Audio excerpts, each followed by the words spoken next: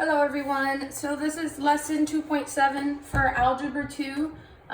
This is towards the end of chapter 2. The good news is that there's only 2 lessons that we're covering. That's right, only 2 lessons. We're going to be doing lesson 2.7 in one video and lesson 2.8 in another. So this is going to be 2 very short videos. After these 2 videos, you should be doing your last chapter 2 quiz, and then you move on to the chapter review homework as well as the chapter 2 test. Okay, so what you should have out in front of you is your textbook. Okay, we are starting on page 72. Okay, you should also have your printed notes, and I don't have my printed notes with me, but you will see this on the top of your printed notes, and the title of your printed notes should be Compound Linear Inequalities. That's also the title of today's lesson, like I said, on page 72. So if you haven't gotten there, get there before you really move on to the video. If you have to pause the video, that's fine. But we are going to jump right into lesson 2.7, Compound Linear Inequalities. Now, back in lesson 2.2, we talked about linear inequalities, but now the word compound is thrown in the front. And compound means 2 or more. In this case, we're going to be dealing with 2 linear inequalities, and they're going to be using the words and or, okay?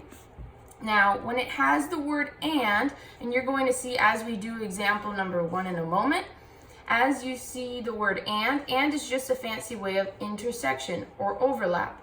And when you see the word or, it means to unite 2 things together or to include everything, all right? Now, I know it kind of doesn't make sense, but I'm going to show you a quick trick of how to make sure that you're graphing these right as we do each example. So, as we do each example, though, you should be following the process. This is on your printed notes, just so you know. This is on your printed notes. There are four steps on how to make sure that you solve and graph a compound linear inequality correctly, okay? And the first step is to solve each separately. The second is to graph each inequality on the same number line. Remember, each meaning that there's going to be 2 or more linear inequalities. That's the whole meaning of this lesson because we're dealing with compound. The third step is to decide if it's an intersection or union. And the fourth step is to graph the final solution and write out the answers, okay? So what I'm going to be doing is I'm going to be answering some of the examples from the textbook. I'm going to be doing 3 examples. This is example 1, right on page 72. You can take a look at it at the top. I've written it exactly the same. And what we're going to do is we're going to follow the same exact steps, the same exact process as it mentions on your printed notes. Now, on your printed notes, you're going to see additional examples, okay? If you want to ever look back on those, try those on your own, that's great. I'm going to stick to the ones for now in the textbook, okay? So this one in the textbook, as you can see, it says 5x plus 9 is less than or equal to 24, and negative 3x minus 7 is greater than 14. So let's just go straight into following the process here. The first step says we need to solve each inequality separately. So when they're saying solve for each inequality separately, they want you to get x by itself. So obviously the first step in getting x by itself is to subtract 9 on both sides. Okay? I'm now left with 5x is less than or equal to 15. And I can keep solving this one by dividing by 5. And I get x is less than or equal to 3. So I'm going to leave it there for right now. That's one part of solving it. I got to solve the other separate inequality. So in this case, I'm going to add 7 on both sides. I get negative 3 is greater than 21. Now, I have a negative 3 that I'm dividing by. And you guys, just so you're mindful, if you're dividing by a negative, what should happen to my inequality? Yeah, that inequality is not the same inequality anymore, meaning instead of greater than, it's less than, and in this case, when we divide, negative 7, okay? So as you can see, you have x is less than 3, x is less than negative 7. Let's graph them each individually on a number line, okay? So I'm going to pull out a number line, However, you can't just put one number there like a 3 or a -7. You will need both numbers. So if you want it to look like so, maybe you can do 3, 2, 1, 0, 1, -1, excuse me, -2, -3, -4, -5, -6, -7. You can do that, okay? You can write them all out. However, you are going to need both numbers. Now, when you're graphing two separate inequalities, you can use the same one color, and you are going to use the same number line. However, I'm going to use some textile markers, okay? I recommend that you guys use colored pencils. I just don't have any colored pencils on me. So I'm going to represent each part as two different colors, okay? I'm going to represent x is less than 3 in blue, and then I'm going to represent x is less than -7. Oh, I guess not as pink, because that pink is not really working well. Let's try the other side. Okay, there we go. As -7, all right? So here's how we get to it. So I'm going to, as it says, you're going to graph each one of them separately. I'm going to start off with basically the 3. It says x is less than meaning smaller than 3. I notice that it's a closed circle, so I'm going to put a closed circle at 3. And obviously I'm going to shade towards this direction. I'm going to have to use different colors for the next question, because these colors are not that great. Okay? Here we go. I'm realizing that I'm not showing it to you guys. There we go. That better. Okay, let's keep going. Sorry about that. Just realized my camera wasn't showing it to you guys. Next one is x is less than -7. It's an open circle at -7, and it's less than. Now, if you notice, this whole region right here is being shaded in twice, right? So now we're going to decide if this was an intersection or a union. The good news is it's really easy to tell what it is, because do I see the word and? Yes, and means it's an intersection, meaning do they both intersect, or do they both line up, or do they both shade in a similar area? Yes, they do. We're going to graph the final solution, which we basically did here, okay?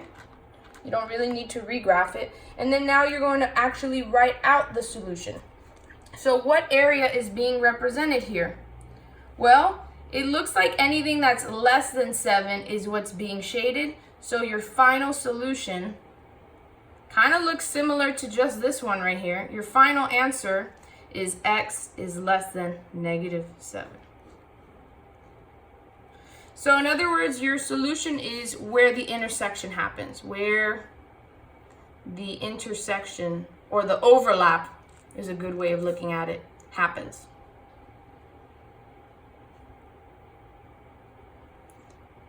So maybe some of you are thinking, when do I put less than or equal to? Well, if this -7 had a closed circle, then I would put this in as a or equal to at the bottom. But because this is an open circle, I leave it as just a regular less than problem. So this was example 1. You're going to see another one very similar to it. The setup is a bit differently, okay? Because as you read in example 2, which I'm going to flip this page over now.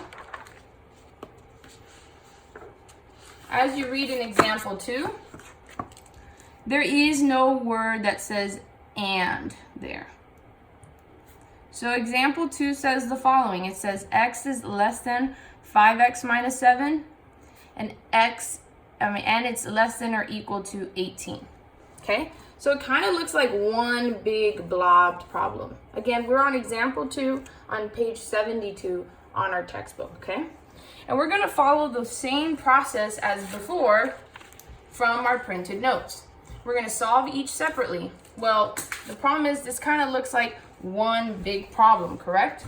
So how do we separate those two problems? Or make them into two problems, excuse me. So we kind of want to ignore each part individually so we can know how to write it out. For example, you can always cover this less than or equal to 18. And you see you have one equation there, or one inequality there. which is, the first part would be 8 is less than 5x minus 7. The other part you can do is cover that 8 is less than. So you can write the other part like this. 5x minus 7 is less than or equal to 18.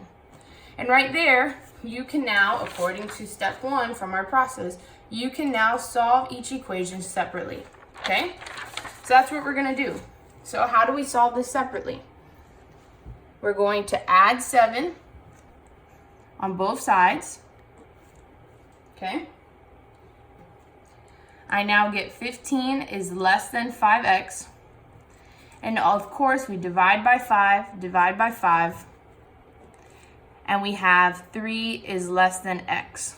To be honest, I would actually rather you guys convert this so that the x is in the front. So it would look more like this. It's a lot easier to read it when the x is in the front. So instead of 3 in the front, we're gonna put 3 in the back. Instead of x in the back, we're gonna put x in the front, and we just switch the sign over. Just so you know, this and this do mean the same thing. It's just a lot easier to read it out like this. Let's keep going though. We still need to solve this one. We add 7. I now have 5x is less than or equal to 25. Solve for x by dividing by 5. And x is less than or equal to 5. So that's our other part. Now remember, these are not our final answers, because our final answer, just like how we did over here, our final answer is where the intersection or where the overlap happens, okay? Now that I have this though, I can graph each one of them individually. Good news is it's just the numbers 3 and 5, so you don't have to put so many numbers. We can use 3, 4, 5. And I'm gonna try 2 different colors since those 2 other colors weren't so great with me. Let's try, hopefully these colors work.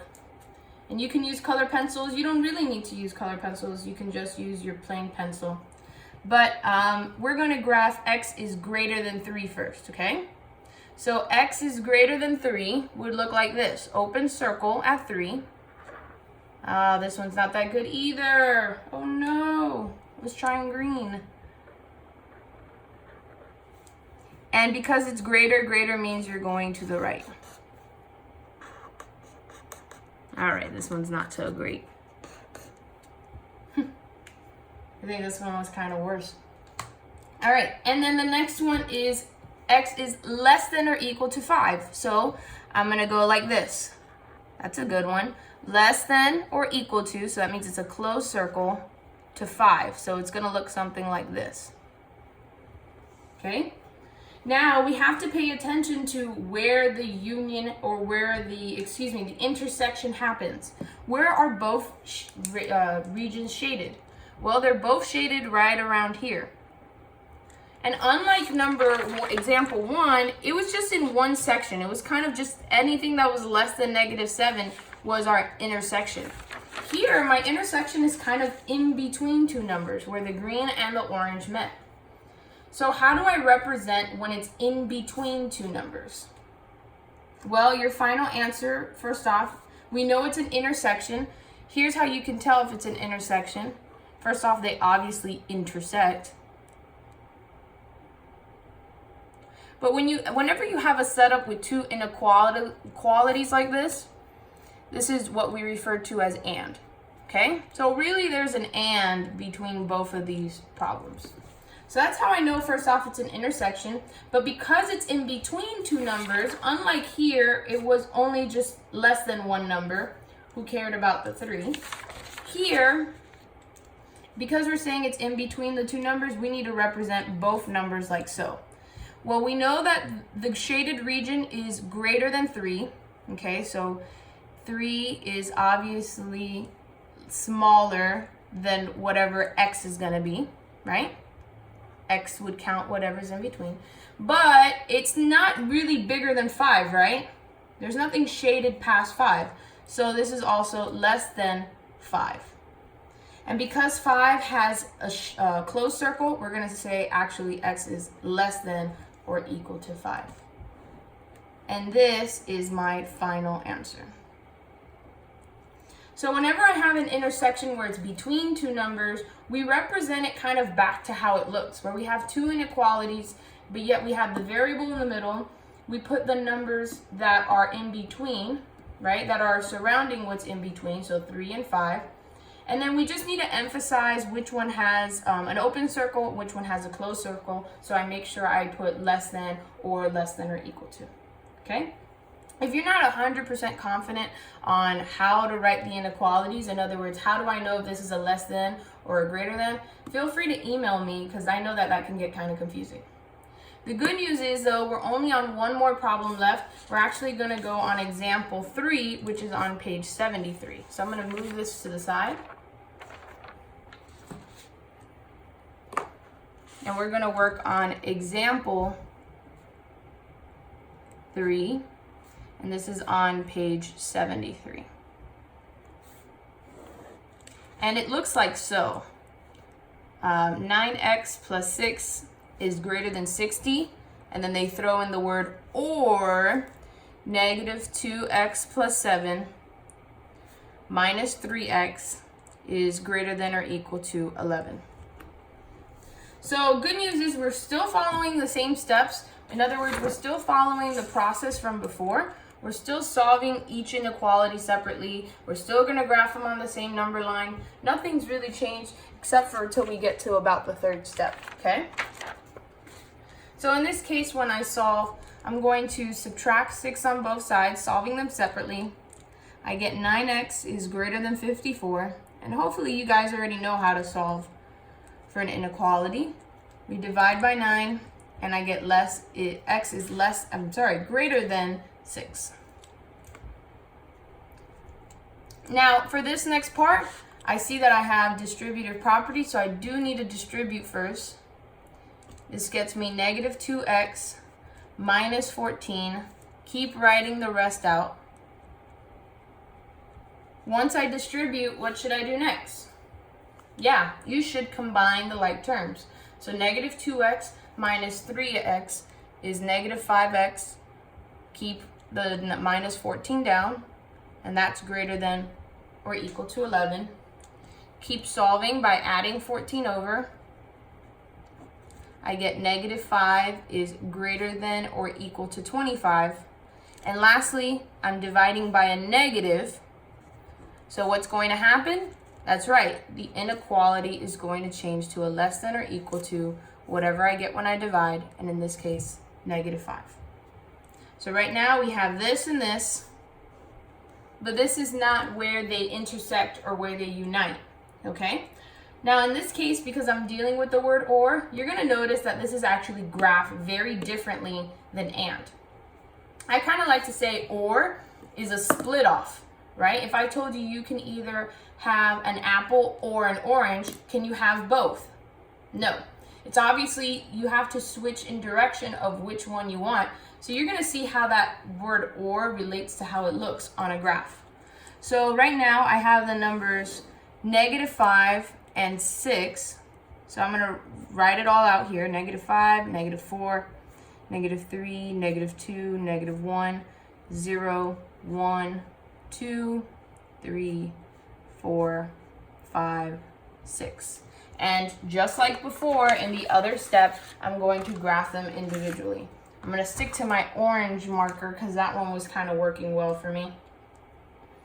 But I'm going to first graph x is greater than 6. So it would look something like this. An open circle, greater than means it's going to go to the right. So I'm shading towards the right. The next one is x is less than 5. So I'm going to try shading that with a yellow highlighter. Hopefully you guys can see that, right? And x is less than negative 5. So I'm going to go to negative 5. I'm going to have a closed circle. Okay? And because it's less than means I'm going to the left. So now, as you can see, that's why I like to show you that or. It's kind of like a split off of the two because neither of them overlap or intersect, right? This is what we call a union. Why is it called a union? Well, we're uniting two separate accounts or two separate inequalities, but we're uniting them all under one number line, okay? So how do I properly write this out? Okay, how do I, if they don't intersect, do I even have an answer? Well, you do have an answer. The good news is it's super easy to write out. And I'm going to actually show you two ways of writing it. One way that they have it in the textbook and one way that you will see it in the future. And the first way is you want to start off with the smaller number. X is less than or equal to -5. And all you need to do is to unite them. You got to just put the word or in between. X is greater than 6. And that right there is your final answer. This is the way that it's also written in your textbook. Okay? Now, in some other places, or even when you get to college algebra, you may see it like this. X is less than -5. And they represent a union like so. They put a big U. X is greater than 6. Just know that these two things mean the same thing, but this is the one I'm going to really look more for. So you don't have to do that symbol, only if you just want to be really fancy. Just don't try to confuse anybody with that symbol. You can just stick to or. So as you notice, whenever we have an or, our two inequalities are separated. We represent our final answer, or we write our final answer as or. However, when we did have an intersection, or when we did overlap, right, we wrote out which section was overlapped. So in this case, only anything that was less than -7 was shaded. In this particular case, it was between 3 and 5, so we represented it like so. And here we put or. Okay? And if you have any questions, feel free to email me.